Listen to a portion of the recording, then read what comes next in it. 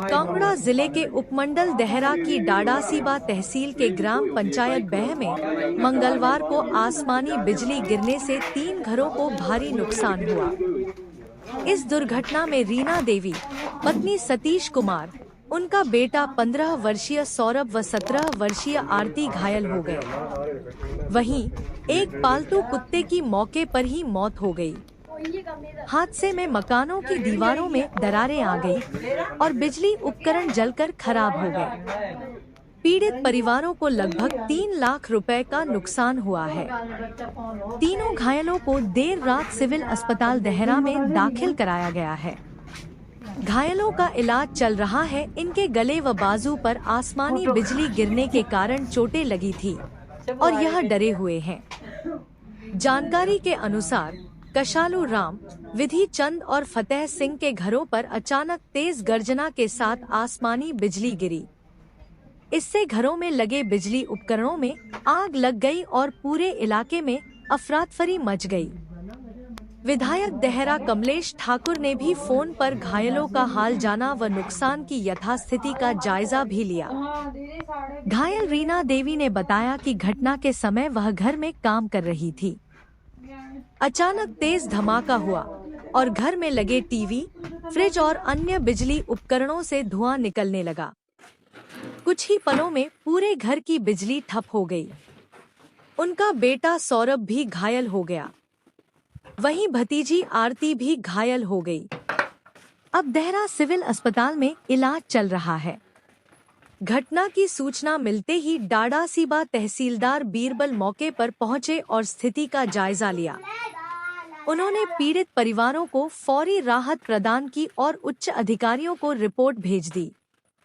ढलियारा विद्युत उपमंडल के सहायक अभियंता मनीष संधू ने बताया कि विभागीय कर्मचारियों को तुरंत मौके पर भेजा गया और प्रभावित घरों के बिजली मीटर दोबारा स्थापित कर दिए गए हैं। हिमाचल प्रदेश विधानसभा में देहरा के विधायक कमलेश ठाकुर ने फोन पर पीड़ित परिवारों का हाल जाना और हर संभव सहायता का आश्वासन दिया।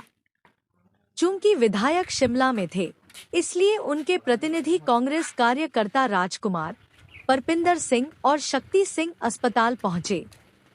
उन्होंने घायलों की हर संभव मदद का भरोसा दिलाया। प्रशासन ने इस घटना को देखते हुए लोगों से अपील की है कि खराब मौसम के दौरान सतर्क रहें और सुरक्षित स्थानों पर शरण लें। बिजली गिरने की आशंका होने पर घरों में रहने और इलेक्ट्रॉनिक उपकरणों से दूरी बनाए रखने की सलाह दी गई है, ताकि इस तरह की घटनाओं से बचा जा सके।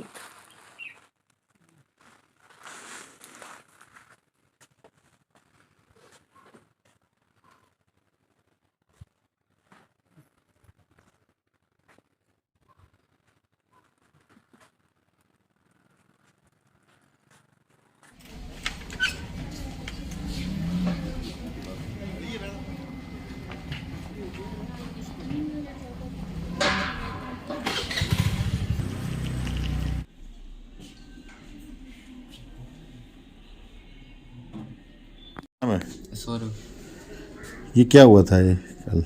ये बिजली आसमानी बिजली और मुझे यहाँ पर चोट रही है। थोड़ा जोर से बोले। यहाँ पर चोट आई है मुझे। अभी कहाँ हो आप? अभी अस्पताल में। ठीक है अभी? हाँ जी। आरती क्या हुआ था? बैठी हुई थी, करंट पड़ा। क्या नाम आपका? हाँ जी, मेरा नाम जी रीना देवी है। क्या हुआ था ये?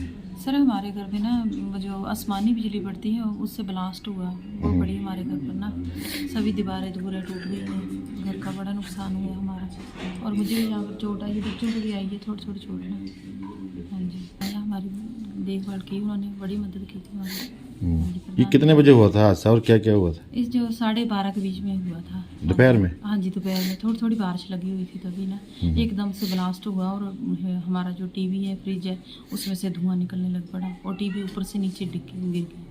ये बताया जा रहा और घरों पे बिजली गिरी हाँ है? जी, और हमारे चाचा जी का घर है, नीचे भी है हमारे चाचा जी का घर, उनके घर में भी शॉर्ट सर्किट है, उसकी वजह से होने लगा। पूरे खंभों में तारे तुरे सब ब्लास्ट हो गए, कुछ भी नहीं बचा। अब क्या स्थिति है अभी?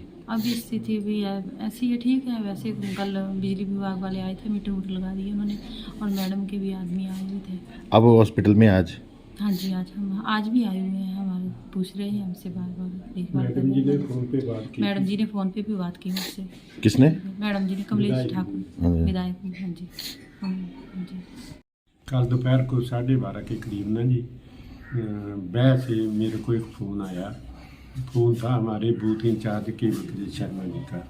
उन्होंने बताया कि बह में बड़े जोर की बिजली गिरी, आसमानी बिजली गिरी और लाइटिंग हुई है, तो उन लोगों को हेल्प की ज़रूरत है और काइंडली आप अरेंज कीजिए जैसे भी है।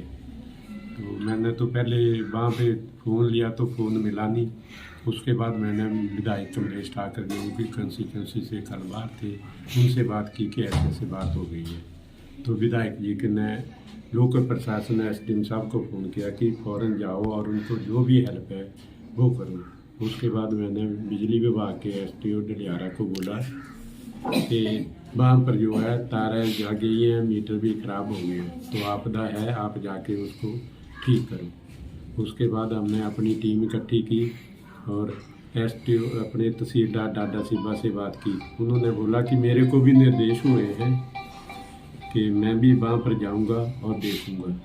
तो उनके साथ हमने प्रोग्राम बनाया, हम अपनी पूरी टीम के साथ, जिसमें मैं अपने परविंदर जी थे, तो वालिया जी, तो लेके वहाँ पहुँचे। तो वहाँ देखा तो वहाँ तो हालत बहुत ख़राब थी हमारे। उसके मुताबिक जो बिजली वाले थे वो पहुँच गए, उन्होंने जितनी सड़ी हुई तारें थी वो निकाल दी और मीटर जो है बदलना शुरू की। तो पहले घर में हम गए तो उसमें देखा एक घर था, उसमें 3 घर थे। एक था सतीश कुमार और दूसरा था अपना सुरेंद्र कुमार और तीसरा विधि चंद जी। तो पहले घर में देखा तो एक बेजुबान कुत्ता जो था वो मृत पड़ा हुआ था और उसको देखकर तो दिल दहल गया। उस बेचारे का इतनी बुरी हालत से मौत हुई थी। और उसके साथ मकान का जो पिलर है वो सीमेंट का टूट कर नीचे पड़ा हुआ था और थोड़ी देर में एक और पिलर था, उसका भी सीमेंट जो है साइड पे पड़ा हुआ था। सामने ये रसोई थी और उसके सामने दूसरा जो मकान था उसमें जो थे फ्रिज और जो इनके बिजली के इक्विपमेंट थे 2-3, शायद एक टीवी था, वो भी बिल्कुल डैमेज फट गए थे। उसके बाद ऊपरी तरफ गए खंभे से ऊपर तो एक घर और था, तो उसमें भी इनकी भी वायरिंग टोटली जल गई है। और ऊपर वाला घर है उसकी जो वायरिंग है वो भी टोटली जल गई है। उनका भी फ्रिज और जो भी इलेक्ट्रिकल इक्विपमेंट थे, ये अपना फ्रिज था, उनका एलसीडी था, एक इलेक्ट्रिकल का और था इक्विपमेंट, वो भी टोटली डैमेज हो गया। तो सरकार की तरफ से क्या मदद की जा रही है? सरकार जब विधायक जी ने फ़ोन किया एसडीएम साहब को तो उन्होंने दादेरा डाडा सिब्बा को जो उनके अंडर पड़ता है उनको बोला कि फ़ौरन जाकर उनको हेल्प करो। तो पहले तो लॉस असेस किया तो अब बताया रहा 3 लाख से ज़्यादा कुछ नुकसान हुआ। तो लॉस और एलसीडी वगैरह जितने इक्विपमेंट है तो 3 लाख से ऊपर अप्रॉक्सीमेट बनता है। तो हमने तहसीलदार साहब को कहा कि अभी इनको फौरन मदद करें। और बिजली विभाग वालों ने सारी वायरिंग जो है वो सारे बिजली अपना मीटर थे वो लगा के और बिजली उनकी लगभग चालू हो गई, लेकिन वायरिंग उनकी अभी भी सड़ी हुई है। जैसे तैसे टेम्परेरी अरेंजमेंट कर दिया, मतलब उनको अंधेरे में नहीं रहने पड़े। तो अभी एडमिट में है कुछ लोग। हाँ, फिर उसके बाद हमने इन लोगों को पूछा कि आपको कितना, तो इन्होंने बताया ये जो औरत है कि मेरे को गले में लगी है, लड़के को लगी है। फिर मैडम जी को बोला, मैडम जी ने इनसे बात की, बोला आपको घबराने की कोई ज़रूरत नहीं है, मैं हूँ तो आपको उचित मेडिकल सुविधा देंगे। और हमारे को आदेश दिया कि इनको देरा हॉस्पिटल पहुँचाओ। तो हमने 108 नंबर एम्बुलेंस उनको फ़ोन किया तो वो आगे अगर नहीं आते तो हमने अपनी गाड़ी से यहाँ देरा पहुँचानी थी। तो साथ में जो इमरजेंसी डॉक्टर थे उनको फ़ोन किया कि आप इनको अटेंड करो, तो उन्होंने प्रॉपर अटेंड किया। अभी कैसी स्थिति है इनकी? अभी लड़का